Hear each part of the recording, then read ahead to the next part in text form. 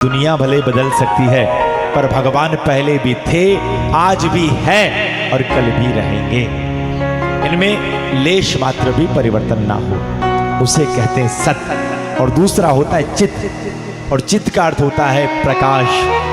और ऐसा प्रकाश जिसे किसी दूसरे तीसरे से प्रकाश उधार मांगने की आवश्यकता नहीं है। सूर्यनारायण भगवान जो चमक रहे हैं ना, ये भी उन्हीं की कृपा से है।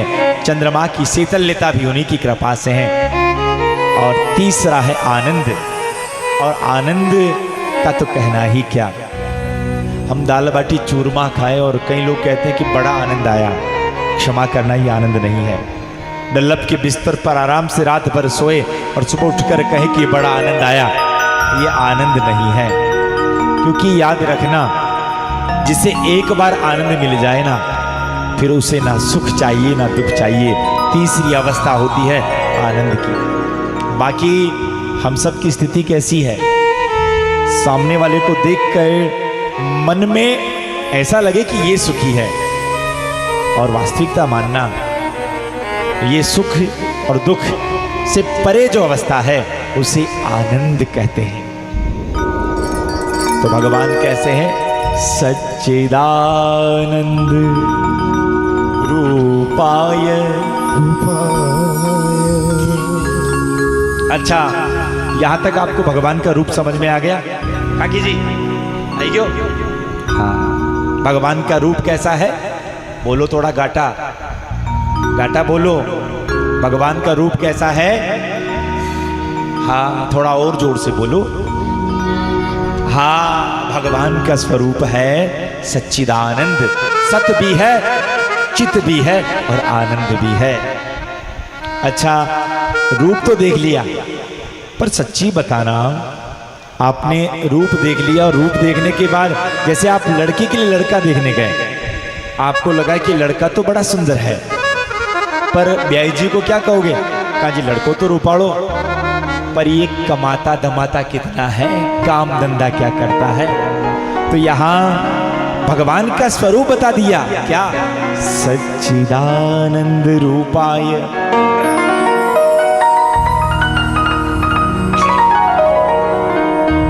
पर भगवान का स्वरूप तो बता दिया, पर ये भगवान करते क्या है, काम धंधा क्या है इनका? तो इसी लाइन में आगे कहा क्या? सच्चिदानंद रूपाय विश्वोत्पत्त्यादि हेतवे। भगवान विश्व की उत्पत्ति करते हैं। आप और हम है ना, हमारी उत्पत्ति भगवान करते हैं। फिर हमारा भरण पोषण भी भगवान करते हैं। कौन करते हैं? कौन करते हैं? जोर से बोलो। भगवान भरण पोषण करते हैं। किसी के मन में शंका हो कि भैया भगवान कौन सा भरण पोषण करते हैं, तो भैया सबको खाने और खिलाने वाला कौन है? सबको खिलाने वाला भगवान है। एक बार क्या हुआ, ऐसा ही कोई सज्जन, एक संत महात्मा प्रवचन कर रहे थे, तो उसने कहा कि हो क्या भगवान खाबा ने देवे की, अगर आप खाबो ही नहीं छावा, हम अगर खाना ही नहीं चाहें तो क्या भगवान जबरदस्ती खिलाएंगे क्या?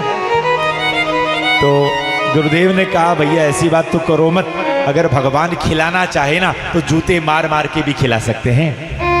मैं नहीं मानता आपकी बात को भैया, आपकी बात को मैं नहीं मानता। उसने कहा पक्का, भगवान चाहे तो जूते मार के भी खिला सकते हैं।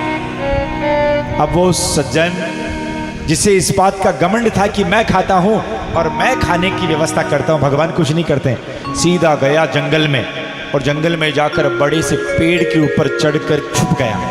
बाप से बोल दो ना एक बार, राधे राधे। ऐसे नहीं भी थोड़ा भाव से बोलना पड़ेगा। राधे राधे। तो एकांत में जाकर, जंगल में जाकर छुप गया।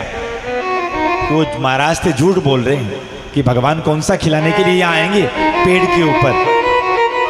अब इतने में वो जंगल के ऊपर पेड़ में जाकर छुप गया।